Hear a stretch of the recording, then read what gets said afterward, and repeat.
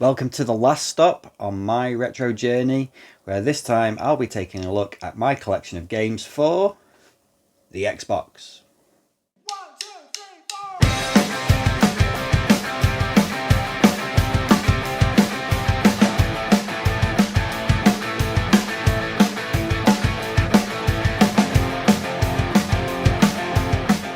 Alright everyone, hope you're doing well. Thanks for pressing play once again. I'm the man they call Pixel Paul, and this is, like I said before, the final episode of my retro journey. So why is it the final episode? Well, purely because I've been through all of the consoles that we all sort of now consider retro.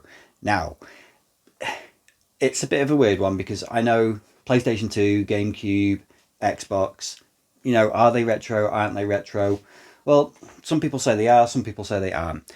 I've gone with, at the moment, yeah, we're probably considering that to be the last sort of generation at the moment to be considered retro.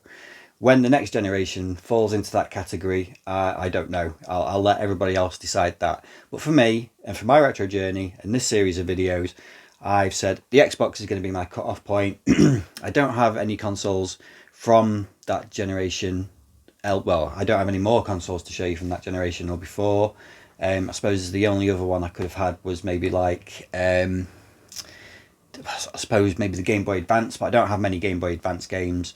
So I've pretty much gone through all of my retro consoles. I've gone through, well, I'll go through them at the end of the video. So the Xbox, that is the next and final stop on this series. And there is my Xbox, also known as the original Xbox, but no, it's the Xbox, and this is mine. So it's not the usual sort of journey for me with this one, as in, I didn't actually have this console back in the day. So when it first came out, I didn't have an Xbox. So at that point, I was very much a PlayStation 2 owner.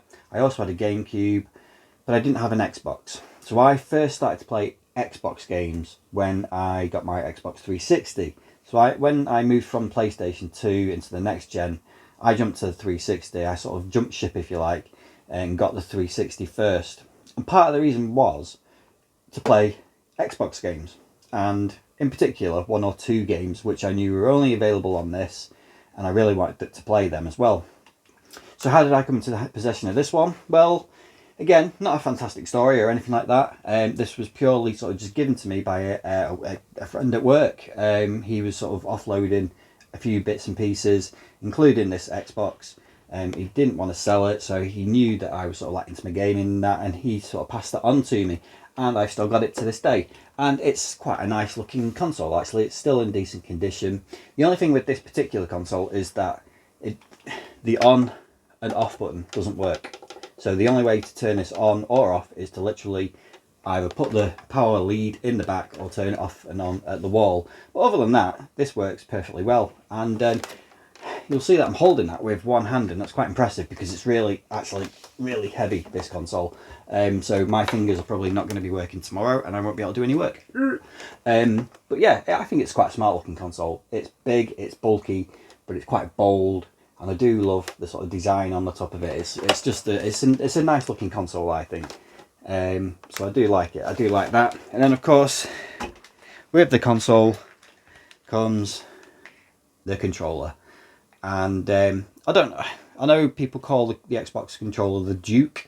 I don't know if this is officially the Duke or not, but I am not a big fan of this console. This console's controller. It's not my favourite pad ever. I just think it's big, it's clunky, it's not the most it's not the nicest looking controller. That I think is excessively big. The shoulder buttons are too spongy for my liking. I'm not keen on the face buttons, those buttons either. The D-pad's not great. There's not a lot going for it in my view. I'm sure some people will like this controller. I just find it so big, and it just doesn't feel right to use. So I haven't really used it all that much, to be fair, because like I said, a lot of these original Xbox games I play on my 360, or now I play on my Xbox One. So it doesn't get much of a run out, this controller or that console, to be fair, but it's nice to have it in the collection. Anyway, speaking of the collection, so I've got around 80 games for the Xbox to get through and that's what I'm going to do now. I'm going to show you every single game that I've got in my collection. I'm going to whiz through them as quickly as I can because I don't want this video to be too long. So I'm going to go through each game. I might give my thoughts on one or two of them like I always do with this series. And if you've not seen any of the other videos in my retro journey, I will put a link to it at the end of the video. But let's crack on and have a look through my games. You got your cup of tea ready? Mine's there because I've got a bit of a croaky voice, and if I get to the end of this video and still have my voice, I'll have done pretty well. Anyway, let's crack on with this collection of games. So they're in no particular order whatsoever. I just literally pulled them off the shelf and put them on the floor. Usually I start these videos with the first game that I got for the Xbox and finish them with my favourite game that I've got for the Xbox. I might show you my favourite game for the Xbox at the end of the video. I can't actually remember what the first game... I actually think the first game I got for it is my favourite game as well, actually. So we'll save that one to the end. So first up, and it's not in alphabetical order, regardless of what this may say. Area 51. Great game, first-person shooter, sci-fi shooter, very under the radar, very underrated. Do like that one. Area 51. We've got Gun. Western shooter. Decent. I will try not to say decent too much in this video. We've also got Prisoner of War. Not played this one, so I'm not sure what this one's like. Third person action escape game, I think. Futuristic racer, Quantum Redshift. This is alright actually, it's not too bad. It's certainly not a Wipeout or an F-Zero, but it's alright. Quantum Redshift. Possibly, in my opinion, one of the worst box arts of all time. Brute Force. Decent game. Oh, I said decent already. Good game, but really awful box art. Really undersells this game. But it's not a bad game at all, that one. And then we've got Battle Engine Aguila. I thought this was an Xbox exclusive, actually, but it's actually on PlayStation 2 as well. There you go, Atari. Of course, we had to have one. Halo, of course. The original Halo, Combat Evolved. Absolute classic. Brilliant game. And, yeah. What more can you say about Halo, really?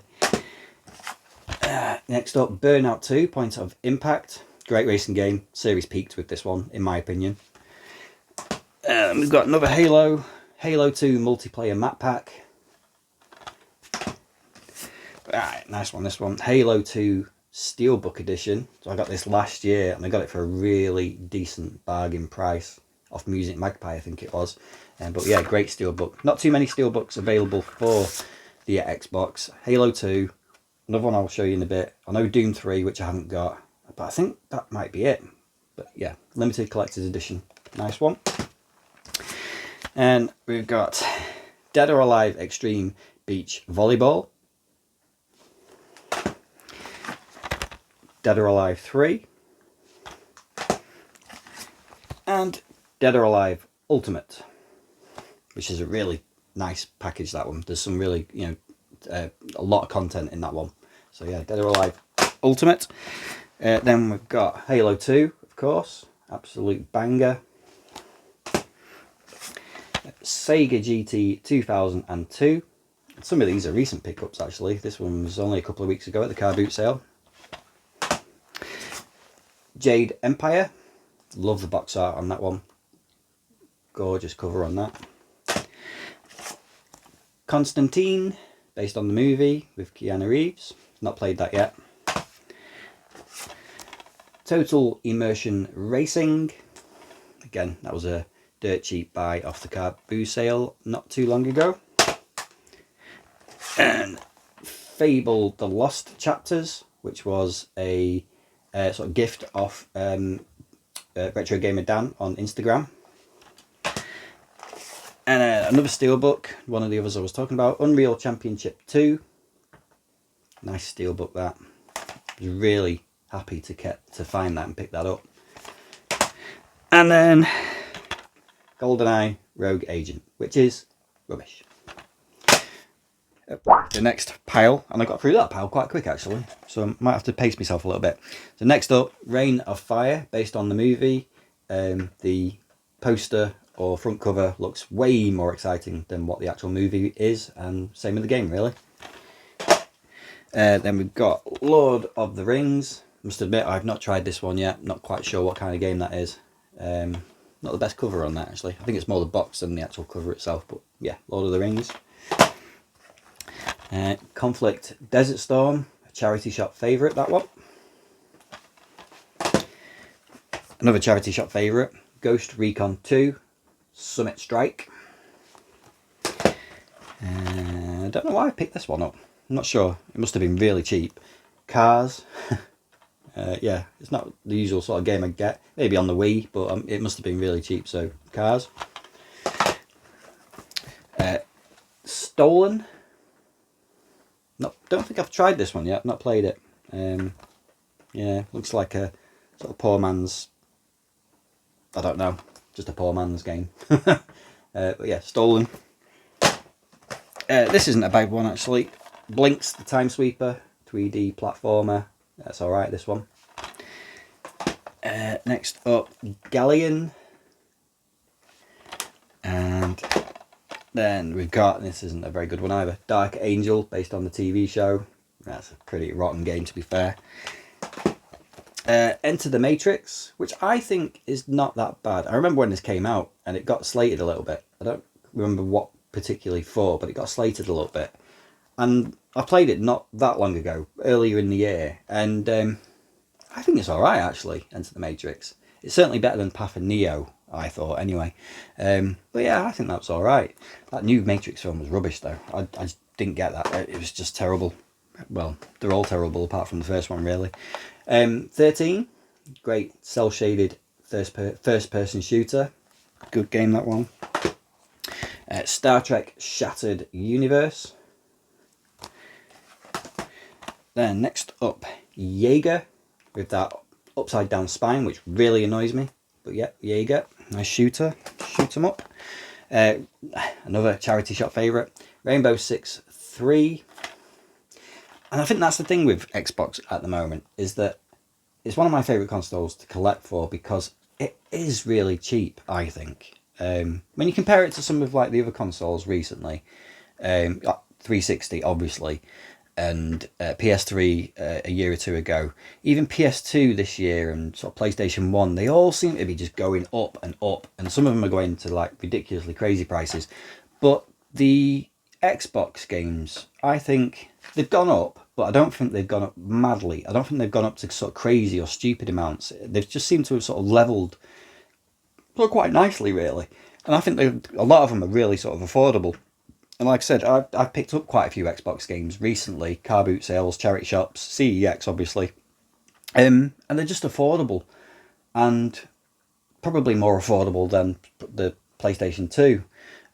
So yeah, I've really enjoyed picking up for the Xbox recently, and like I said, you know, charity shops do tend to have quite a few of these, and yeah, Rainbow Six 3, let's get back on track, is one that you do see in the charity shops quite often. As you do with all of these, actually. Most of these next few actually are sort of charity shop favourites. Ghost Recon, what's that one? Island Thunder, and then Ghost Recon 2. I actually picked up those three all together actually from one charity shop earlier in the year. So yeah, Ghost Recon 2. Next we have Prince of Persia Warrior Within. I know a lot of people think of the Prince of Persia trilogy. This is the best one. I personally think Sands of Time is the best, but I can see why people do like this one, and it is a good game. Warrior Within. Star Wars Republic Commando. Now this is one of the games that made me get an Xbox 360 so I could play this. And yeah, I think this is a really good game. Why they never did any more of them, I don't really know. It felt it was such a good idea to do for a Star Wars, you know, especially with the clone troopers as well. It just worked, and I really enjoyed it. So yeah, I wish they'd have made a few more sort of games in this series, but no, never did. But yeah, well worth a look, that one. The original and classic Splinter Cell, iconic cover, which was an Xbox, I think it was an Xbox exclusive for a while, wasn't it? And then it got ported to the PlayStation 2 and what have you. But I'm pretty sure it was an exclusive for the Xbox for a while. Another exclusive for the Xbox was Deus Ex Invisible War. I wasn't as big a fan of that. I do like the Deus Ex games, but this one just didn't quite do it for me. That's my cat meowing, if you can hear him. Next up, PsyOps, the Mind Gate Conspiracy. This was the more action-orientated game of the two games that came out at similar times, which I have got for the Xbox, so I'll mention that again in a minute. So PsyOps. And then again, another, I think this was an exclusive. I think it may have been on PC as well, but as far as sort of consoles go, it's an Xbox exclusive. Pariah, another sci-fi shooter. Another very good sci-fi shooter, actually. So yeah, it's a good game, that one. And then we've got Metal Arms Glitch in the System. Meow indeed. That's a good one. Third-person shooter. It's you sort of look at the front cover and you think, oh, it's just cutesy robots who's shooting each other, but it's not. Well, it is, but it is a good game, that one. Well worth a look if you can. Okay, then we've got American McGee Presents Scrapland. I've not played an awful lot of this one. Have I even tried it? I can't remember. But I always thought it looked quite interesting. But I don't think I've actually played it yet. So yeah, it's one I should put at the front of my pile so I can remember to play it sometime. Scrapland. Next up is Sudeki. However you pronounce it, it's that one. It's a bit of an RPG type game. Looks okay. Yeah, never played it. Next up is Nightcaster Defeat the Darkness. Yeah, I don't think that one's supposed to be that great. Great fucking cover though. And then we've got Silent Scope Complete. I always loved the arcade games of Silent Scope. Yeah, Silent Scope Complete. And then we've got Hitman 2, Silent Assassin. Love the front cover for that one. Just nice, white, clean, crisp cover. It's a great front cover, that one. And a good game as well. And then last for this pile, and again, this is another game that made me sort of want to get an Xbox 360 so I could play some of these Xbox original games. I've just realised the front cover's still got sticky goo on it. But anyway, it's the Chronicles of Riddick Escape from Butcher Bay. Brilliant game, this one. Really, really good. Great use of the license. You know, sort of stealth murder sim, if you like. Part sort of first-person shooter as well. But yeah, really good game, this one. I remember when it came out, the reviews for it were absolutely amazing. And if you were just like a PlayStation 2 owner at the time, this was one of those games that kind of made you jealous of Xbox owners. It did get a sort of semi-release on the PlayStation 3 and Xbox 360 when the second one came out. Was it Dark Athena, I want to call it? And there was a version of this included with it. But yeah, a really good game, this one. Well worth a playthrough if you've never played it. Right, we're on to the final stack of games. There's about 25, 30 to go. Cheers, we're nearly there. Right, thanks for sticking with me, but we will get through these last few. So we're going on to the white spines now, actually, because I like to keep all my games kind of... I don't do them in alpha order. I kind of do them in spine colour. I don't know why, it's just a weird quirk I have. So these are all white sleeves. They almost look like the PlayStation 2 a little bit, weirdly. But anyway, Burnout Revenge. I think that was the third Burnout, I think. Was it the third one? I think it was the third one. Or was it? No, fourth one. There was Burnout 3, wasn't there? So yeah, there was Burnout 3 Takedown, I want to say. So I think this was the fourth one, Burnout Revenge. Yeah. Another exclusive. Oddworld Stranger's Wrath, which I think you can now get on the Switch, can't you? I think so. But yeah, that's a good game. Very clever. Part of the Oddworld series. First person shooter, which is sort of very different to the rest of the Oddworld games. And yeah, very good. And then we've got Batman Begins. So this was a Batman before the Arkham series. And you can kind of see where Arkham, I think, sort of lent or got quite a few ideas from this game, because this is not a bad Batman game, actually. And I really love that movie, Batman Begins. I think the first Batman of the Nolan trilogy, Batman Begins, I think that's the best of the films, personally. I know everybody says the I can't remember what the second one's called now. Dark Knight is the best, but I personally really loved Batman Begins, and yeah, the game's not bad at all either. Next up is a first-person shooter classic. I mean, classic. Black. Brilliant game. I won't say too much more about it because you all know about Black. It's an absolute belter. Great game. Next is Underrated Gem. I think this one is a very, very decent game. And yeah, it's a movie tie-in. And I think it came out on practically every single format imaginable at the time. I think the Xbox 360 version of it is currently quite expensive, but you can get this version of it, which isn't that much different, to be fair, for next to nothing nowadays. Peter Jackson's King Kong. Really decent game, based on a pretty average film. But yeah, decent game. Medal of Honor European Assault. Love the Medal of Honor games. Such a shame they kind of just faded away, really. Just, you know, Call of Duty came along, took its crown, and Medal of Honor has not really returned. Shame. Okay, yeah, next up we've got three. Well, let's do that one first. So we've also got Medal of Honor Rising Sun, which was okay. Sequel to Frontline. But yeah, that's alright. Right, so next up we've got Need for Speed Most Wanted. Probably heading into the sort of prime days of the Need for Speed series, really. So that's Most Wanted. Need for Speed Carbon. And, of course, Need for Speed Underground 2.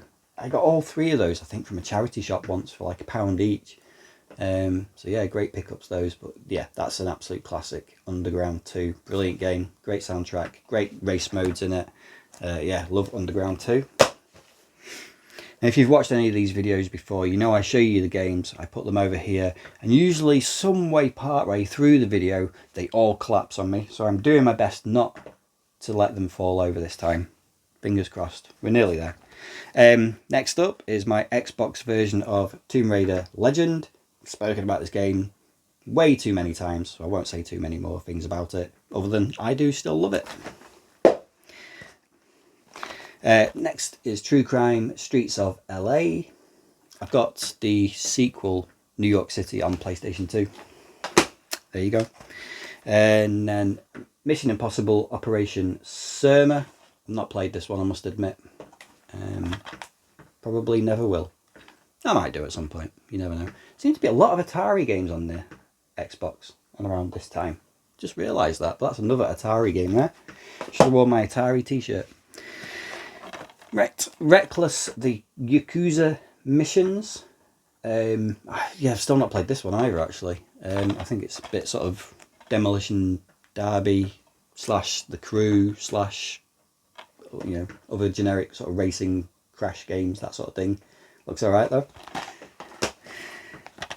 Motocross Mania 3, which is almost like Road Rash in a way, but on drugs. That's the best way I can describe that. This one's an absolute belter as well. Yeah, I love this game actually. I originally played it on PlayStation 2 back in the day, but have picked up this version on the Xbox, and it's a really amazing game. I love this character as well. It's one of my favourite Marvel characters, if not my favourite Marvel character actually. I love the comic books. The Punisher. Ah, such a good game, this one. Such a good game. All these games that get remade and remastered. Why has never anyone done this again?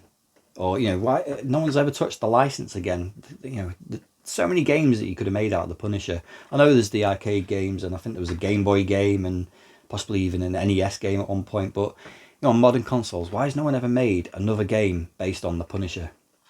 Crazy. Crazy. Next is Extreme G Racing Association. Most boring name for a game. That's probably why they called it XGRA maybe. But yeah, Future Racer, alright. Another classic, Fable. So I've technically got that twice, but the other one's the Lost Chapters, but that's the original version of Fable. Amazing game. I mentioned PsyOps before, so the other game that came out around the same time as PsyOps, and they were both kind of very similar in some ways. So this was the other one, and I preferred this one, and it's Second Sight. I think that's an amazing game, from the same team behind Time Splitters, Free Radical, just amazing game, I think that is. And again, another one that kind of, you think, couldn't they remaster it or something? I don't know. It's just one of those of its time, never seen since, and yeah, I still love it. Second Sight.